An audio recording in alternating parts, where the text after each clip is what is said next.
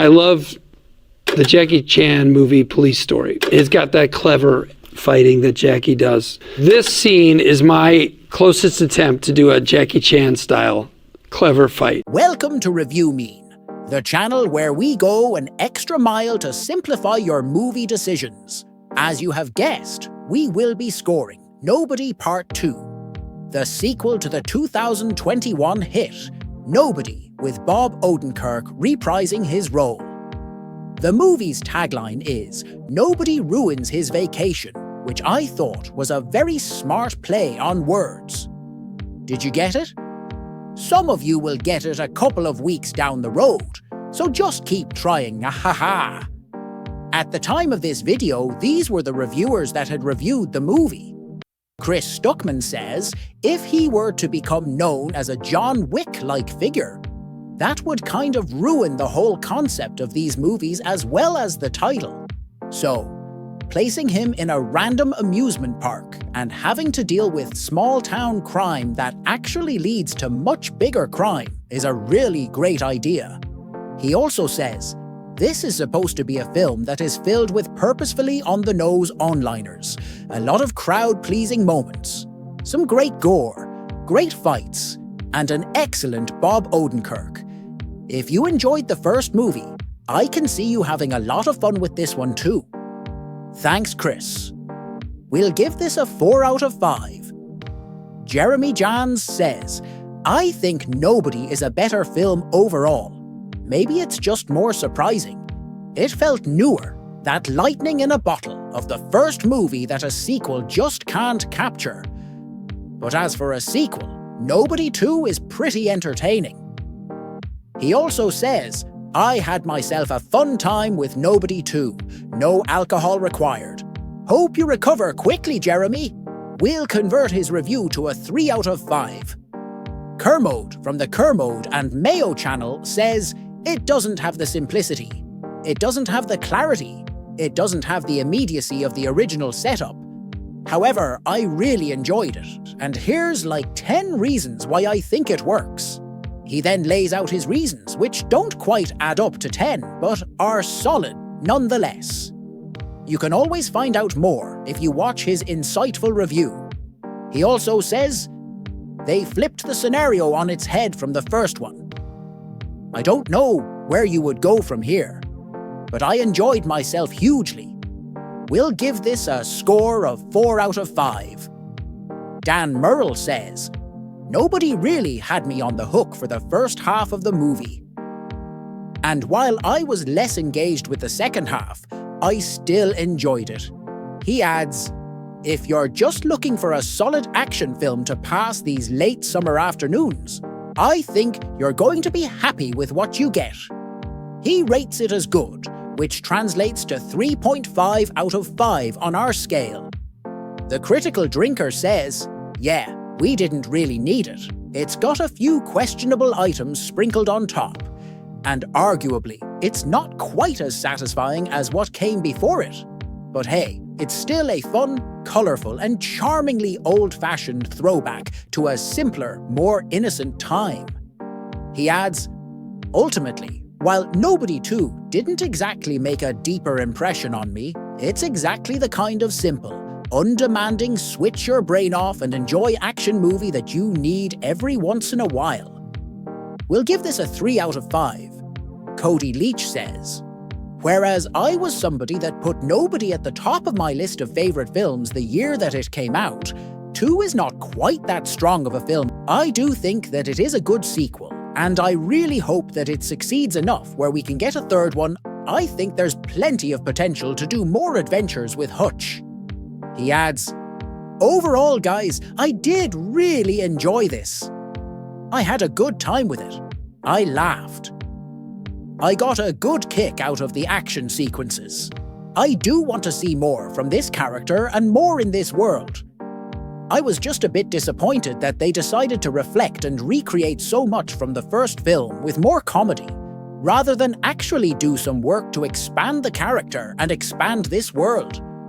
I think there's so much potential here to do a lot more than what they tried to do here. A lot of words from Cody. He gives the movie a 3.75 score. After going to see Nobody 2 with fairly modest expectations, Sean Chandler says, "And if I'm being honest, I felt that this movie was a pretty big downgrade from the original film. And my fears going into the movie based off of the trailer were mostly correct." He also says, "Does the movie on the whole work the way the original film worked for me? No, it did not, and there's several different reasons for that. Overall, he gives a C+ grade, which is 3 out of 5 on our scale. He says you can wait to stream it." Adam Does Movies says it kind of switches genres a bit. Instead of a serious action movie with sprinkles of comedy, this one is a full-blown action comedy with sprinkles of seriousness mixed in. He also says, "This is a fine movie to comfortably stream from your couch." If you have a monthly Movie Pass membership though, I wouldn't miss this. It still has enough here where you could warrant a couple hours at the theatre and be perfectly fine. We'll convert his review to a 3 out of 5. With his co-reviewers offering a few laughs in the background, John Campea gives a concise summary. There is nothing original. There is nothing profound. This movie has nothing to say. And none of that matters. None of it matters because it's fun. It's real fun. He also says, "Is this going to be a film we're still talking about 5 years from now? No, it's not. But is this a good time at the theatres? Does this deliver on the one and only and simple promise that it offers to the audience?" And I'm going to say yes, it does.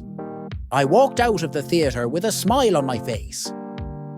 John Campea's review reminds us why going to the movies is such a blast, especially when he describes the reaction to the moment where someone smacks Hutch's daughter on the back of the head.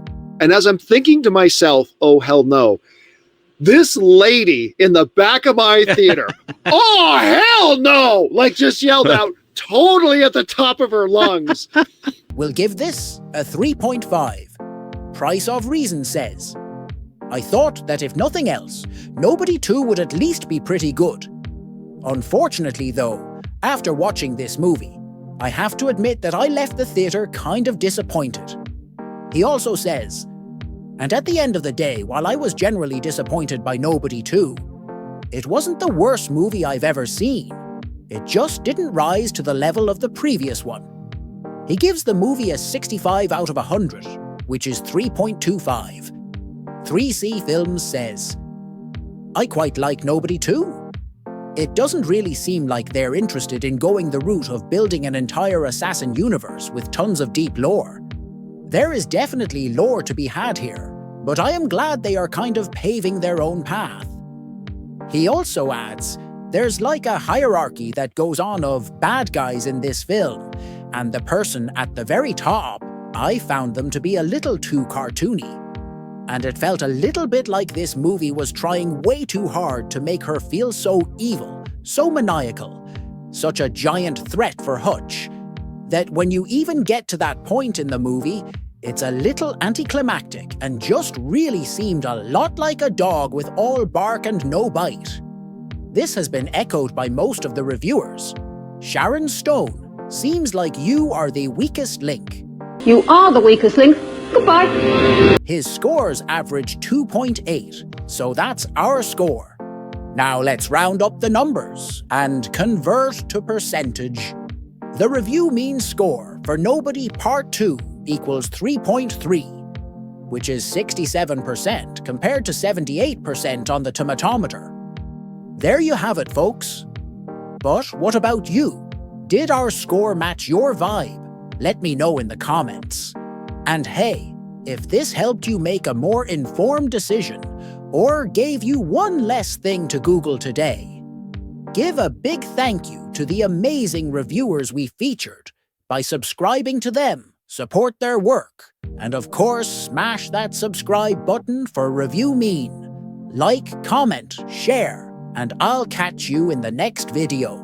Until then, let the numbers do the watching for you.